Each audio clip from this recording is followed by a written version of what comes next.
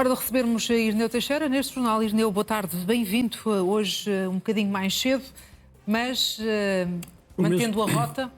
Exato, a rota navegável, com a mesma vontade. E vamos ter Irão aqui à cabeça. E é um dia também, quero aproveitar para dar os parabéns a toda a equipa que forma o canal Now. Estamos de parabéns todos, Janete, também pelo segundo aniversário. A propósito aqui de celebrações, devemos agora ouvir-te com muita atenção.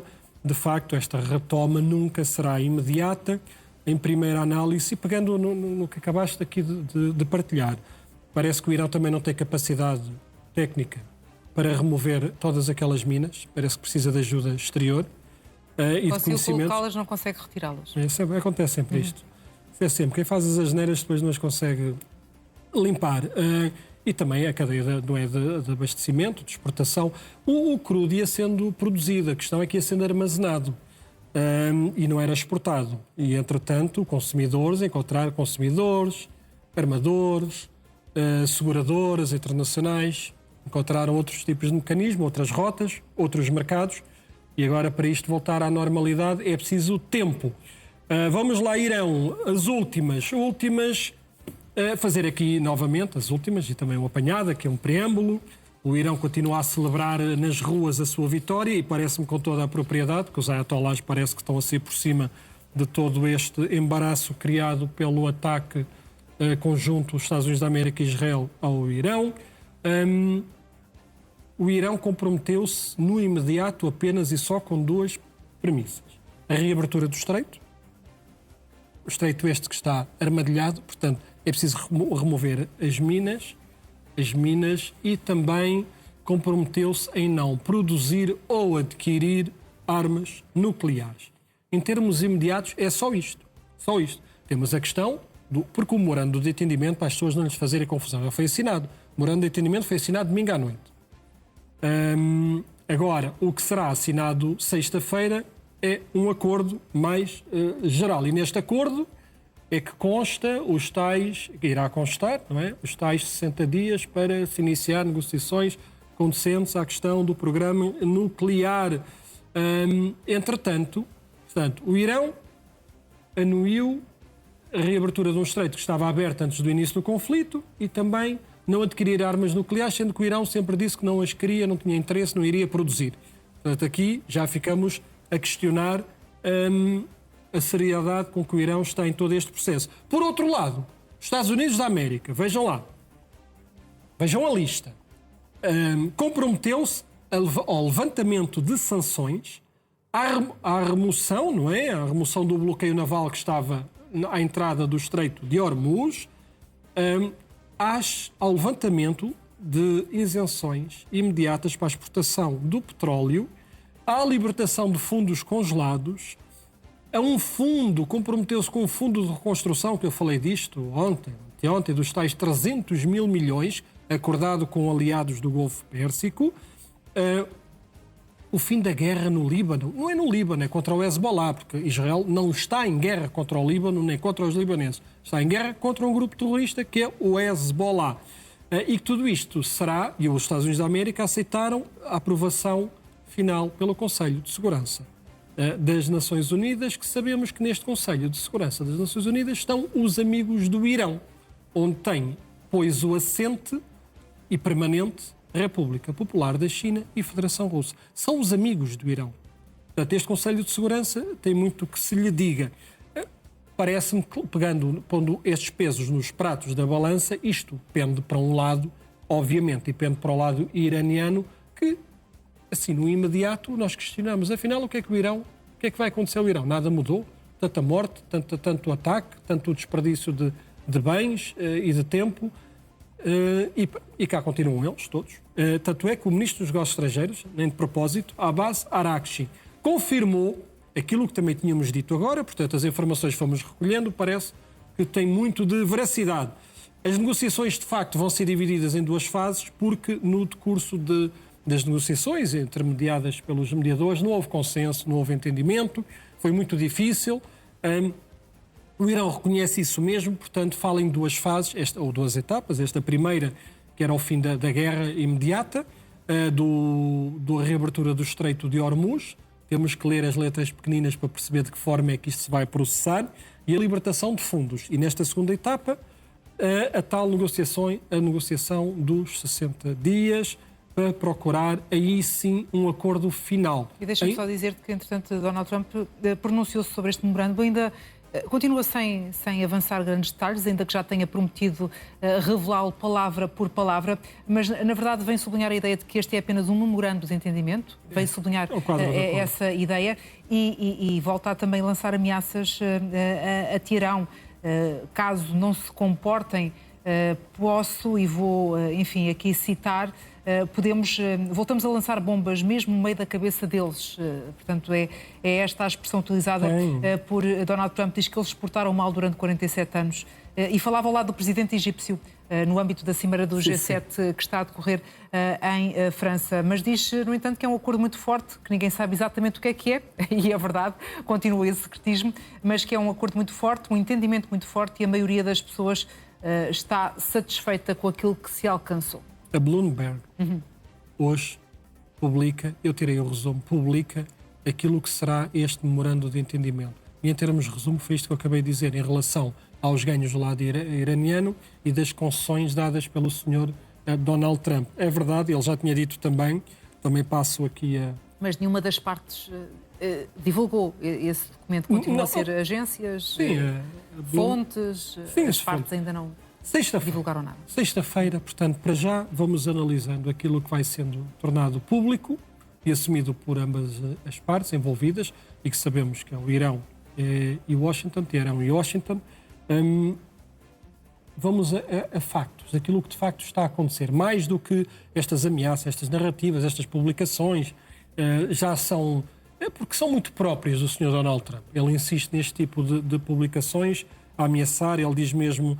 se o fizerem, se tentarem, também já a propósito do que acabaste de dizer, acrescentar, ele diz, se tentarem, se cometerem o pecado da gula, tentarem reativar o seu programa nuclear, vão sofrer consequências inimagináveis, e aí serão consequências definitivas. Basicamente, ele volta a ameaçar com o fim não é só do regime, ele ameaça com o fim do Estado iraniano.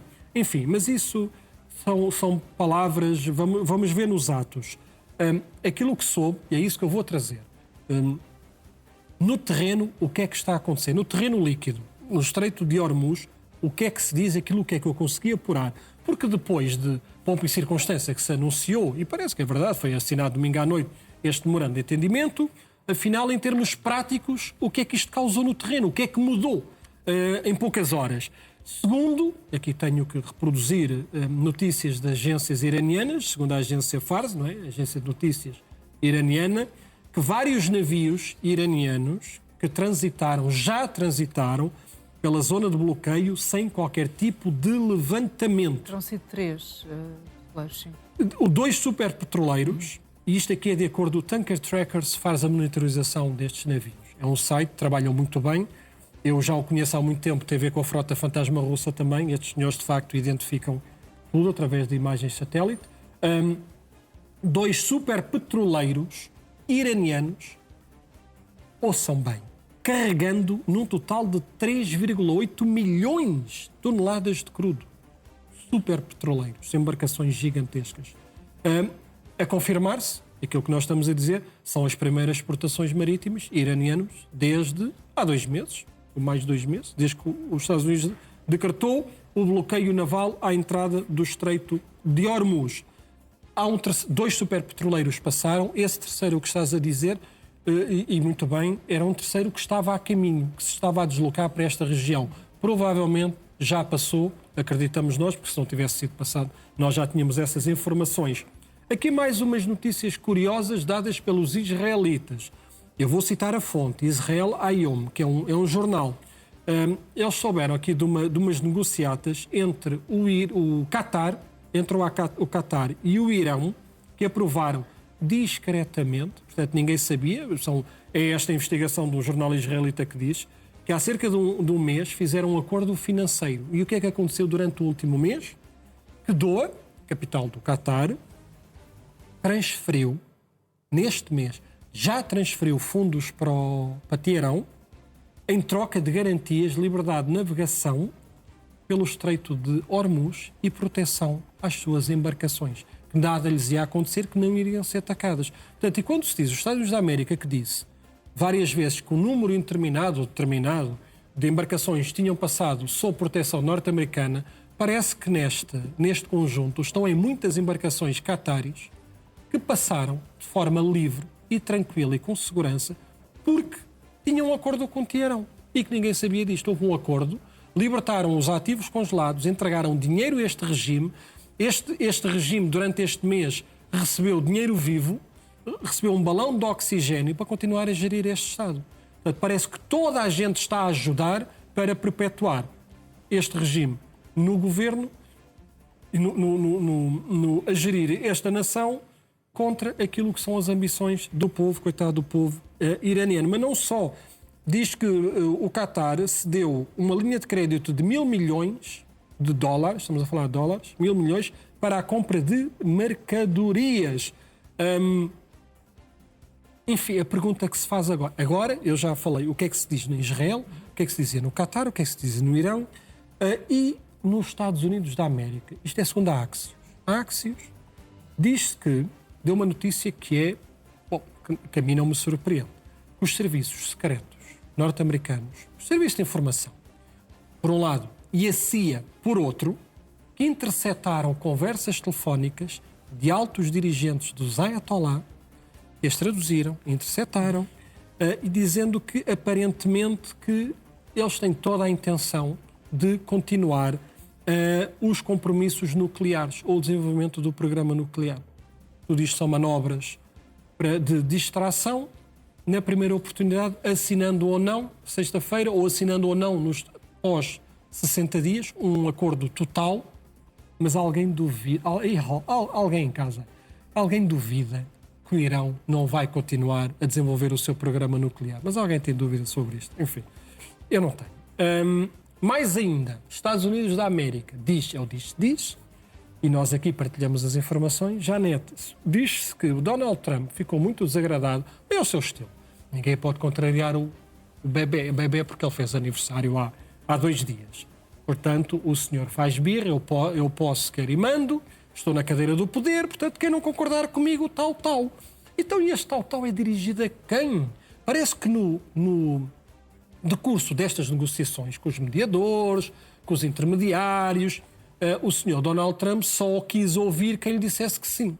Houve 2 senhores que aparentemente lhe disseram cuidado com este acordo, cuidado com as cláusulas, cuidado que isto pode não ser positivo para os Estados Unidos da América. E quem foram eles? Diz que um deles é o secretário de Defesa, Pete Hegseth, e o diretor da CIA, John Ratcliffe, que ele já os ameaçou despedir os 2. E há uma terceira figura que também não é muito partidária deste acordo, que é Marco Rubio, secretário de Estado. Só que dizem os americanos, que Marco Rubio goza de uma enorme popularidade dentro dos Estados Unidos da América e dentro do Partido Republicano. Pode, inclusive, mais do que até J.D. Vance, que até depositam mais fé e esperança e compromisso com Marco Rubio para suceder. Donald Trump. E então, parece que disseram Donald Trump, não te metas muito com Marco Rubio, porque isto pode ter consequências nefastas nas eleições intercalares. Porque parece que o senhor Donald Trump terá dito naquelas reuniões a dizer que quem não concordar comigo vai ser castigado e punido. E parece que estava-se a referir diretamente ao diretor da CIA e ao secretário de Defesa norte-americano. Vamos esperar com alguma Vamos caminhando até ao Líbano. Olha, o Líbano eu trago... Sim, rapidinho. Hoje temos muitos temas e temos o debate quinzenal, portanto, já estou a anunciar... Foi antecipado, vamos ver que tempo é que nos dão. Bom, eu trago esta curiosidade, mas que eu achei tão simbólica e interessante. O que é que estamos a ver? É uma carta que isto é no sul do Líbano, os militares israelitas, foram eles que a transmitiram, encontraram este bilhete, uma carta, não é? Escrita numa casa, num vilarejozinho de cristãos, uma vila cristã. Sabemos que mais de 30% no libanês são cristãos e eles também habitam nesta zona sul do Líbano. E o que aqui diz, nesta carta, traduzida já, somos cristãos, amamo-vos e agradecemos-vos por terem expulso o Hezbollah do sul do Líbano. Por favor, cuidem da nossa casa, depois ninguém vai ajudar a reconstruir. Basicamente, o que da casa é não destruam. É um pedido aos israelitas, não destruam o nosso lar, porque depois também ninguém vai reconstruir e nós também não temos capacidade financeira para isso. A minha sensibilidade, a minha interpretação imediata é que acho que fica bem ilustrativo. Ninguém quer o Hezbollah.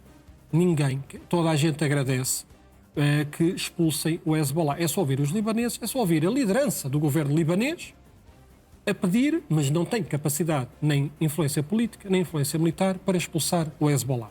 Quem está a conseguir ter é Israel. E precisamente numa altura tão sensível em que Israel está a encurralar, está a afastar, está a eliminar a liderança do Hezbollah, mais uma vez surge esta contrariedade.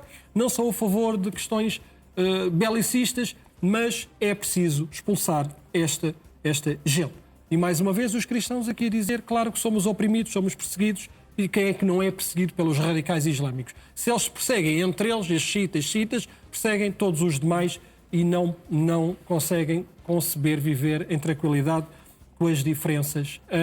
Dar só uma nota no Líbano, e acabamos já o Líbano, há aqui uma questão, Israel continua com ações militares, portanto fique bem esclarecido, continua ações militares no sul do Líbano. A questão é que Israel, e eu percebi a sensibilidade, estão muito desagradados, parece que vão ser pressionados, leia-se, obrigados a recuar para aquela famosa linha amarela do Rio Litânia, não é? Sim. Porque já tinham ganhos territoriais, já tinham avançado no terreno, falamos em nota daquela fortaleza de Beaufort, e parece que Israel já lhes foi comunicado que eles têm que se retirar para a linha antiga. Algo que lhes desagrada, mas não sei como é que eles vão digerir este sapo que vão ter que o engolir. Muito bem, Gaza e Cisjordânia. Vamos aqui, umas imagens que ilustram bem qual é o cotidiano, o que é que se passa na faixa de Gaza. Nunca mais ninguém falou sobre este grupo terrorista que sabemos que vai gerindo parte da faixa de Gaza como um ferro. Aqui está, o Hamas. Ajuda humanitária, portanto, a ajuda humanitária continua a entrar em quantidade suficiente. Agora estão a ver quem é que a controla. Não estão, mal entra na zona controlada pelo Hamas, estão os Tartaruga Ninja a apoderar-se da ajuda humanitária, que agora, eles a partir de agora, vão controlar, vão distribuir, vão vender, vão fazer trocas, vão obrigar as famílias a entregar os seus filhos para lutarem ao lado do Hamas e obrigar as mulheres a prostituírem-se e a terem sexo em troca de alimentação. E eis o Hamas. Eu acho que está feita a apresentação. Se alguém tem dúvidas, até agora, lembraram-se. As Nações Unidas, vamos já para o tema seguinte, as Nações Unidas lembraram-se, despertaram, não sei, aquele gerido por António Guterres também. Portanto, há um novo relatório das Nações Unidas que documenta, confirma aquilo que eu venho dizendo há meses ou há anos, que o Hamas massacra a própria população, fuzila a própria população. Não posso trazer as imagens. É uma brutalidade, mas é isto o cotidiano nesta região. Nós não queremos importar isto para o Ocidente, está bem? Fiquem lá. E quem for partidário, vá. Execuções públicas, torturas, mutilação de palestinianos pelo Hamas na faixa de Gaza. E reconhecem que, de facto, homens vendados, população civil, população, palestinianos, são vendados, são fuzilados, são espancados com canos de metal, são despartidos ossos. Estes castigos públicos são destinados a espalhar o medo e a impor o medo. Senhor das Nações Unidas, primeiro, sois uma vergonha.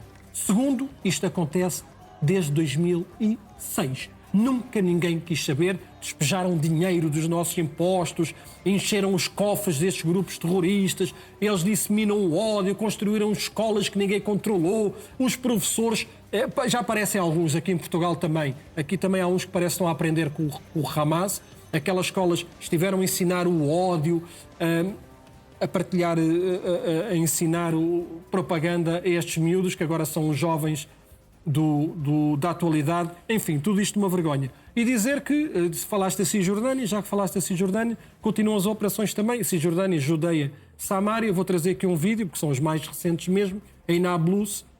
Uns vídeos são umas fotografias até, creio. Nablus fica na Samaria. Aqui estão, portanto, o que é que estes elementos, ou da autoridade palestiniana, ou da Jihad Islâmica, eles são tantos, são tantos, eles podem ser tantos. Agora, nós ainda os alimentamos, nós ainda pagamos aos grupos terroristas. Portanto, o que é que eles fazem com o dinheiro? Fábricas de 18 máquinas para fabrico de armas. É o que eles fazem. Não, manuais, questões culturais, ensinar o bem aos miúdos. Não. Vamos lá construir 18 máquinas para fabricar armas e, com isso, para matar a própria população e os judeus também. Muito bem, ficamos com estes 2 pontos e vais seguir agora com outros casos, mas que estarão relacionados com antissemitismo. Eu trago aqui mais 2 histórias. Uma ficou por partilhar aqui há uns dias. É o Museu Britânico, em Londres, o British Museum, não é? Quem lá conhece, é um dos museus principais do mundo. Estava marcada uma palestra sobre a antiga Israel e Judá. Era inserido no mês da cultura judaica no Reino Unido. Se me perguntarem, então, como é que correu esta palestra? Não correu por motivos de segurança. Uma vez mais, por motivos de segurança, portanto, foi cancelada, porque houve ameaças contínuas ao bom funcionamento desta cerimónia, não é? Deste certame, porque também descobriram que a maior parte dos inscritos eram manifestantes pró-Palestina que queriam causar o caos. É só este o fito desta gente. Seja na faixa de Gaza, seja na nossa Europa, eles têm só um único objetivo: causar o caos social, disseminar o ódio, e esta gente vive sempre, parece raivosos. A vacina para a raiva, acho que se devia começar a distribuir por muitos destes ativistas. É uma vergonha, mas eles conseguiram o seu grande objetivo. Este colóquio foi cancelado. Isto só foi cancelado, houve uma explicação, enfim, qual a explicação? Falta de segurança. Isto só demonstra o que é a nossa Europa. Se há falta de segurança para uma palestra, eu não sei em que raio de Europa é que nós vivemos, porque de facto a Europa, além de estar invadida pelos grupos terroristas, está-se a expandir pelo medo e teve consequências porque os senhores os responsáveis por esta cerimónia tiveram receio por falta de segurança. Imagine-se ao nível que nós já chegamos. Eu, quando vejo estas imagens, não sei se estou na faixa de Gaza, se estou no Líbano ou se isto é Londres. Eu não me revejo nisto, nem eu, nem a esmagadora maioria das pessoas, só que a nossa entidade política continua a não querer ouvir o povo. Um dia vai ter que o ouvir.